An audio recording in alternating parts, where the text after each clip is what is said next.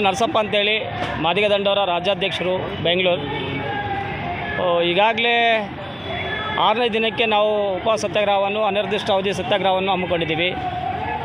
ಕಳೆದ 4ನೇ ತಾರೀಕರಂದು ನಾನು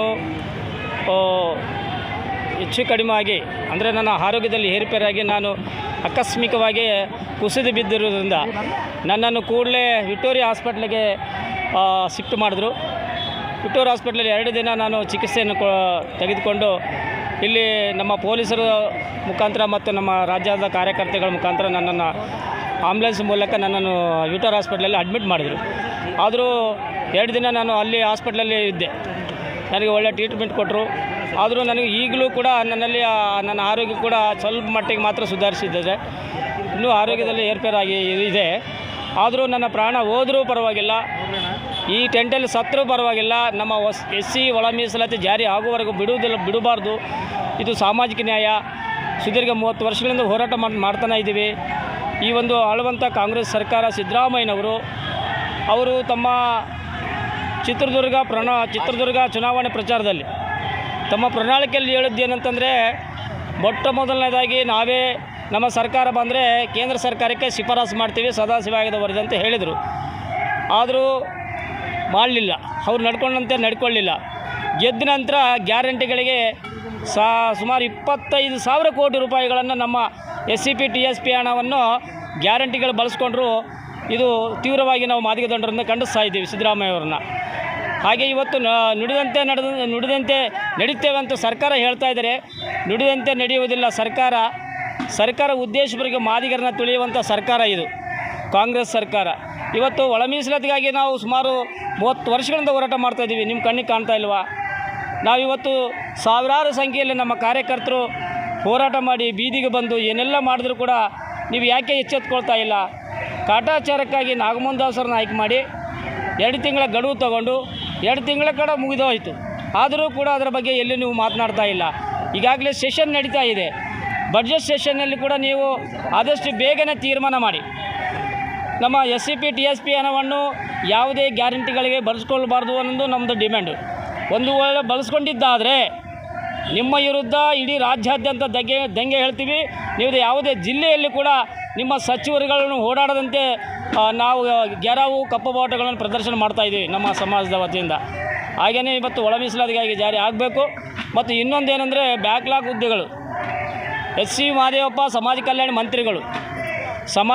ಮಂತ್ರಿಗಳು ಒಬ್ಬ ಸಚಿವರು ತಮ್ಮ ದರ್ಪದಿಂದ, ತಮ್ಮ ಅಹಂಕಾರದಿಂದ ನಾನು ಬ್ಯಾಕ್ಲಾಗ್ ಹುದ್ದೆಗಳನ್ನು ತುಂಬ್ತೀನಿ ನಾನು ಅಂತ ಹೇಳಿ ಏನು ಬಹಿರಂಗವಾಗಿ ಹೇಳಿಕೆ ಕೊಡ್ತಾ ಇದ್ದಾರೆ.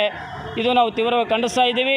ಮಾನ್ಯ ಮುಖ್ಯಮಂತ್ರಿ ಸಿದ್ದರಾಮಯ್ಯನವರು ಹೇಳೋದೇನಂತಂದರೆ, ನಾನು ಯಾವುದೇ ನೋಟಿಫಿಕೇಷನ್ ಜಾರಿ ಮಾಡುವುದಿಲ್ಲ, ಯಾವುದೇ ಉದ್ಯೋಗ ನೇಮಕಾತಿ ಮಾಡುವುದಿಲ್ಲ, SC ವರ್ಗೀಕರಣ ಒಳ ಮೀಸಲು ಜಾರಿ ಆದ ನಂತರನೇ ಮಾಡ್ತೀವಂತ ಸಿದ್ದರಾಮಯ್ಯನವರು ಹೇಳ್ತಾರೆ. ಒಂದು ಕಡೆ ತಮ್ಮದೇ ಮಂತ್ರಿಮಂಡಲದಲ್ಲಿರುವಂಥ ಮಾದೇವಸ್ವಾಮಿಯವರು ಬಹಿರಂಗವಾಗಿ ಹೇಳಿಕೆ ಕೊಡ್ತಾಯಿದ್ದಾರೆ. ಇದು ತೀವ್ರವಾಗಿ ಖಂಡಿಸ್ತಾ ಇದ್ದೀವಿ. ನಾಳೆ ನಾವು ಏನಾದರೂ ನಮ್ಮ ಧರಣಿ ಸತ್ಯಾಗ್ರಹಕ್ಕೆ ಬಂದು ಸಮಾಜ ಕಲ್ಯಾಣ ಮಂತ್ರಿಗಳು ಬಂದು ನಮ್ಮ ಅಹವಾಲುಗಳನ್ನು ಕೇಳಿ, ನಮ್ಮ ಕಷ್ಟ ನಷ್ಟಗಳನ್ನು ಕೇಳಿ, ಹಾಗಿದ್ದರೆ ನಾವು ನಮ್ಮ ಧರಣಿಯನ್ನು ಮುಂದುವರೆದು ಅಥವಾ ಏನಾದರೂ ಒಂದು ತೀರ್ಮಾನಕ್ಕೆ ನಮ್ಮ ರಾಜ್ಯ ಸಮಿತಿ ಬರ್ತದೆ. ಇಲ್ಲದೇ ಇದ್ದರೆ ನಿಮ್ಮ ಸಮಾಜ ಕಲ್ಯಾಣ ಸಚಿವರ ಮನೆಗೆ ಮುತ್ತಿಗೆ ಹಾಕಿ ದೊಡ್ಡ ಮಟ್ಟದಲ್ಲಿ ಪ್ರತಿಭಟನೆ ಮಾಡಬೇಕಾಗ್ತದೆ ಮಾದಿಗ ದಂಡೋರದಿಂದ. ಈಗಾಗಲೇ ನಾವು ಇಡೀ ರಾಜ್ಯ ಸಮಿತಿ ವತಿಯಿಂದ ಎಲ್ಲ ಜಿಲ್ಲೆಗಳಿಂದ ಹಂತವಾಗಿ ಬರ್ತಾ ಇದ್ದಾರೆ. ನಾಳೆ ಸೆಷನ್ ನಡೆಯೋದ್ರಿಂದ, ಬಡ್ಜೆಟ್ ಸೆಷನ್ ಇರೋದ್ರಿಂದ ಒಳ ಮೀಸಲಾತಿ ಬಗ್ಗೆ ಚರ್ಚೆ ಆಗಬೇಕು, ಕೂಡಲೇ ಜಾರಿಗೊಳಿಸಬೇಕು. ಅದರ ಜೊತೆಗೇ ಬ್ಯಾಕ್ಲಾಗ್ ಹುದ್ದೆಗಳನ್ನು ನಿಲ್ಲಿಸಬೇಕು. ಎಂಪ್ರಿಕಲ್ ಡಾಟಾ ಈಗಾಗಲೇ ನಿಮ್ಮಲ್ಲಿ 2011ರ ವರದಿ ಇದೆ. ಸದಾಶಿವ ವರದಿ ಕೊಟ್ಟಂಥ ವರದಿಯಲ್ಲಿದೆ. ಮಾದಿಗರಿಗೆ 6%, ವಲಯರಿಗೆ 5%, ಒಡ್ಡು ಲಂಬನಿಗಳಿಗೆ 3%, ಅಲಿಮಾರ ಸಮಾಜಕ್ಕೆ 1% ಅಂತೇಳಿ ಅಂಕಿ ಸಂಖ್ಯೆ ಆಧಾರದ ಮೇಲೆ ಕೊಟ್ಟಿದ್ದಾರೆ. ಆದರೂ ನೀವು ಮೀನಾಮೇಷ ಎಣಿಸ್ತಾ ಇದ್ದೀರಿ. ನಿಮ್ಮ ಉದ್ದೇಶ ಇಚ್ಛಾಶಕ್ತಿ ಇಲ್ಲ, ನಿಮಗೆ ವರ್ಗೀಕರಣ ಮಾಡಲಿಕ್ಕೆ ಇಚ್ಛಾಶಕ್ತಿ ಇಲ್ಲ, ಒಳ ಮೀಸಲಾತಿ ಮಾಡ್ತಾ ಇಲ್ಲ, ಮಾಡೋಕ್ಕೆ ಇಚ್ಛಾಶಕ್ತಿ ಇಲ್ಲ. ಈಗಾಗಲೇ ನಮ್ಮ ಭಾರತ ದೇಶದಲ್ಲಿರುವಂಥ ಹರಿಯಾಣ ರಾಜ್ಯದಲ್ಲಿ BJP ಸರ್ಕಾರ ಅಲ್ಲಿರುವುದರಿಂದ ತಕ್ಷಣ 15 ದಿನಗಳಲ್ಲಿ ಡಾಟಾ ಕಲೆಕ್ಟ್ ಮಾಡಿಕೊಂಡು ಕೂಡಲೇ ಜಾರಿಗೊಳಿಸಿದರು. ಹಾಗೆ ತೆಲಂಗಾಣ ರಾಜ್ಯದಲ್ಲಿ ಕೂಡ ರೇವಂತ್ ರೆಡ್ಡಿ ಸರ್ಕಾರ, ಕಾಂಗ್ರೆಸ್ ಸರ್ಕಾರ, ಅಲ್ಲಿ ಕೂಡ ಒಳ ಮೀಸಲಾತಿ ಜಾರಿ ಮಾಡಿದ್ದಾರೆ. ಆದರೂ ಇನ್ನೂ 2% ಕೊಡಬೇಕಾಗಿತ್ತು ನಮ್ಮ ಜನಸಂಖ್ಯೆ ವಾರ. ಆದರೂ ಅದರಲ್ಲಿ ನಡೀತಾ ಇದೆ. ಆದರೂ ಕರ್ನಾಟಕ ರಾಜ್ಯದಲ್ಲಿ ಯಾಕೆ ನೀವು ತಾರತಮ್ಯ ಮಾಡ್ತಾಯಿದ್ದೀರಿ? ನಿಮ್ಮ ಉದ್ದೇಶ ಏನು? ಮಾದಿಗರ ಮತ ಬ್ಯಾಂಕ್ ಮಾಡಿಕೊಂಡು ಮಾದಿಗರನ್ನ ಓಟ್ ಮಾತ್ರ ಬೇಕು, ಆದರೆ ಅವರು ಅಭಿವೃದ್ಧಿ ಆಗಬಾರ್ದಾ? ಸರ್, ಮತ್ತೊಂದು ಸರ್, ಆದಿಜಾಂಬದ ಹಣವನ್ನು ನುಂಗಿದ್ದಾರೆ. ಈಗಾಗಲೇ 25,000 ಕೋಟಿ ರೂಪಾಯಿಯನ್ನು ಕೂಡ ಖರ್ಚು ಮಾಡಿ ಗ್ಯಾರಂಟಿಗಳು ಕೊಟ್ಟಿದ್ದಾರೆ. ಇದು ಯಾರು ಕೇಳಿದರು? ನಮ್ಮ ಹಣ ಯಾಕೆ ಮುಡ್ತಾ ಇದ್ದೀರಿ, ನಮಗೆ ಮೀಸಲಿಟ್ಟ ಹಣವನ್ನು ನೀವ್ಯಾಕೆ ತೆಗೆದುಕೊಳ್ತಾ ಇದ್ದೀರಿ ಅಂದರೆ SC ಜನಕ್ಕೆ ಕೇಳೋರಿಲ್ಲ ಅನ್ನೋದು ಒಂದು ಅರ್ಥ. ಅರೆ ನಿಮ್ಮ ತಾಕತ್ತು ದಮ್ಮಿದ್ರೆ ಮುಟ್ಟು ನೋಡಿ, ಈ ನಮ್ಮ ಲಿಂಗಾಯತರು ಒಕ್ಕಲಿಗರ ಸಮಾಜದ ಹಣವನ್ನು ಮುಟ್ಟು ನೋಡಿ, ನಿಮ್ಗೆ ಗೊತ್ತಾಗುತ್ತೆ ಅವರು ಯಾವ ರೀತಿ ನಿಮ್ಮನ್ನು ತಡೀತಾರೆ ಅನ್ನೋದು. ಅಂದರೆ ನಮ್ಮ ಸಮಾಜ ದಲಿತರು ಅಂತಂದರೆ ಅಷ್ಟು ಕೀಳಾಗಿ ನೋಡ್ತಾ ಇದ್ದೀರ. ಸಿದ್ದರಾಮಯ್ಯನವರೇ, ನಿಮಗೆ